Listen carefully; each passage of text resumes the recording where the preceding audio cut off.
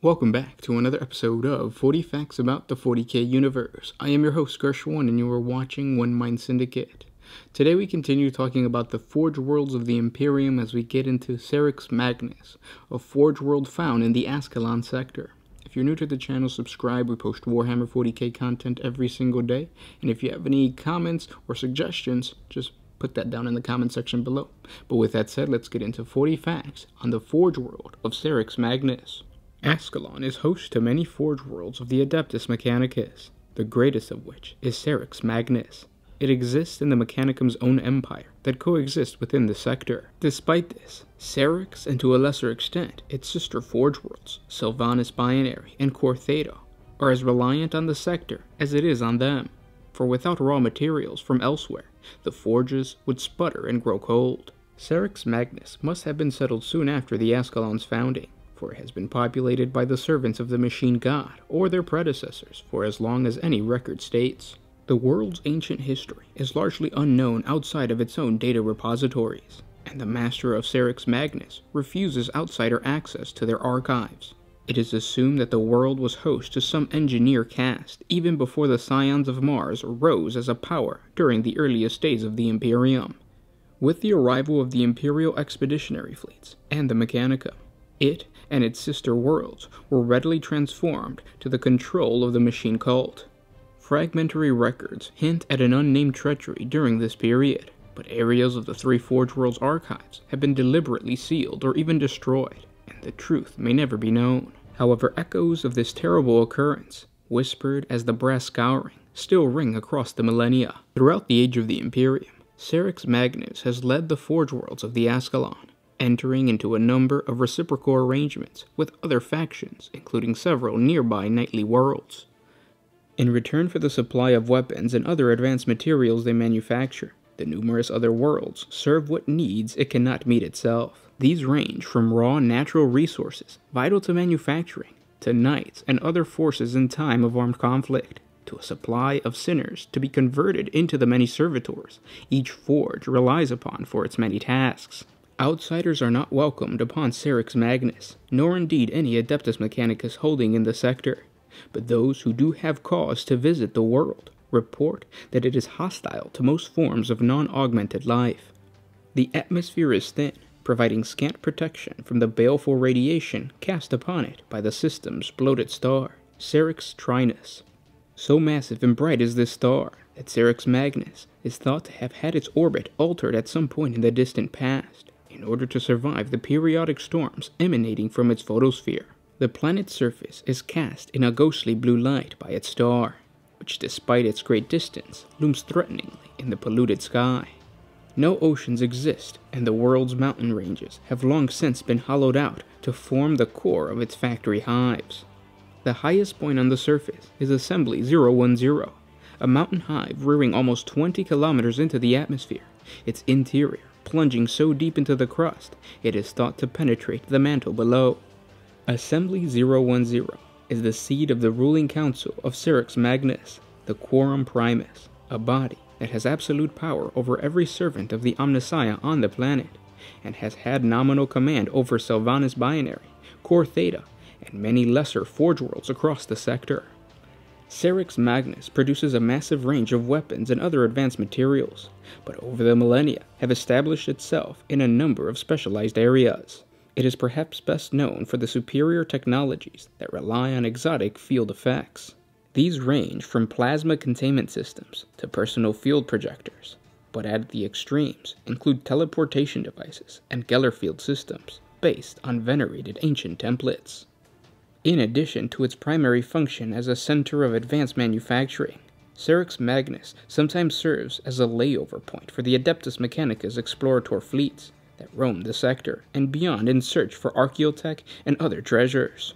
Recent centuries have seen some stopovers grow even more perilous as the pandemonium becomes steadily more severe. Several Binaric legends on Cerix Magnus cant that during the mythical scouring, an entire Forge World vanished from record, along with the blessed Adeptus Titanicus forces. Many Tech Priest questors are certain that somewhere, buried in the devastated waste of a lost world, lies an entire legion of the most formidable war machines ever to walk the battlefield of mankind's wars. should these titans be discovered. This sector would surely tremble beneath their metallic feet. And those were 40 facts on the Forge world of Cerix Magnus. I hope you guys enjoyed this video. If you did, share it with your friends, especially if they play Scutari or Adeptus Mechanicus.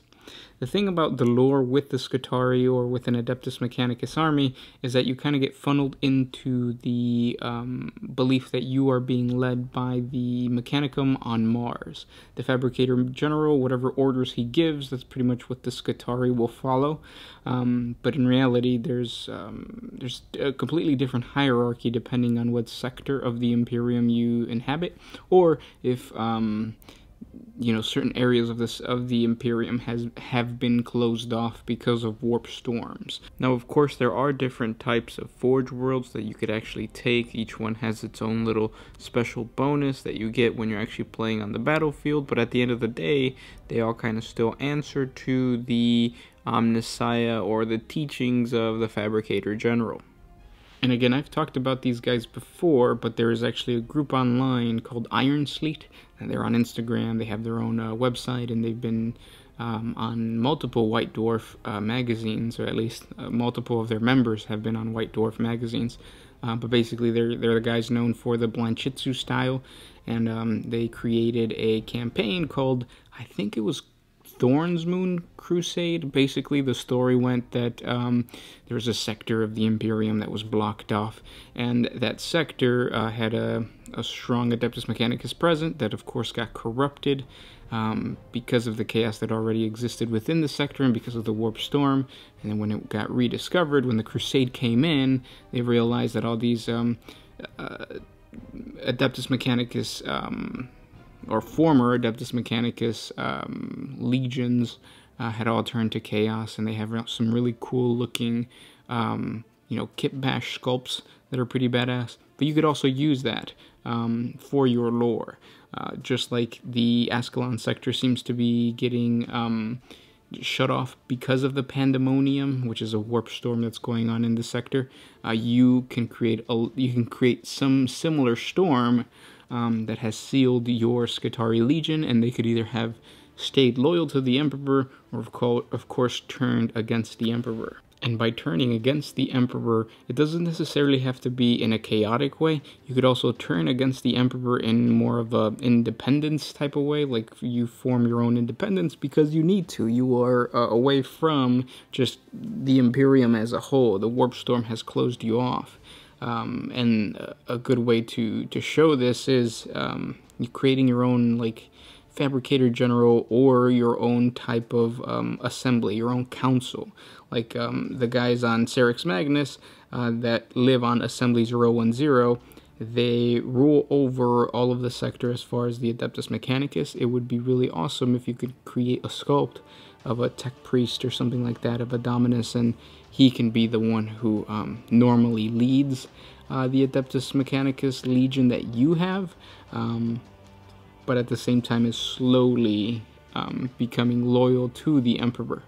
So in a way, because you guys do ask this question a lot, like, is there an empire within the Milky Way galaxy that's not part of the Imperium? You could use the Adeptus Mechanicus lore to kind of show that the Adeptus Mechanicus is always going to be independent of the Imperium to a certain degree because of the whole machine cult and because of the treaty on Mars. But you could use that as, like, you creating your own empire within the Imperium, kind of. I hope that makes sense, and I hope you guys enjoyed this lore. Again, if you have any suggestions, just comment down below. Don't forget we have a Patreon. A simple $1 a month helps us create more videos for you guys. If you can't, don't worry. Simply by liking, commenting, and sharing, it helps out the channel. And also, if you haven't checked us out, we are on Instagram. I've gotten comments in the past asking why I don't do a showcase video for my army, and that's because, well, half of it is unassembled and unpainted. I like to do everything myself. I don't really like to have other people paint my stuff or even build my stuff, just because I like to customize, kit bash, do all that kind of stuff. But because of that, I usually don't get around to actually building the army as quickly as I want to. But if you check us If you check out our Instagram page, I do post my my army on there, or at least the unit that I'm working on, or the model that I'm painting. I do have some Scutari stuff on there, and I believe I have some Imperial fists that I painted up. So if you're interested in checking out the showcase of my army, you can check us out on Instagram. The username is just One Mind Syndicate on there as well. But with that said, I'll talk to you tomorrow. This was Gersh1 with One Mind Syndicate signing out. Always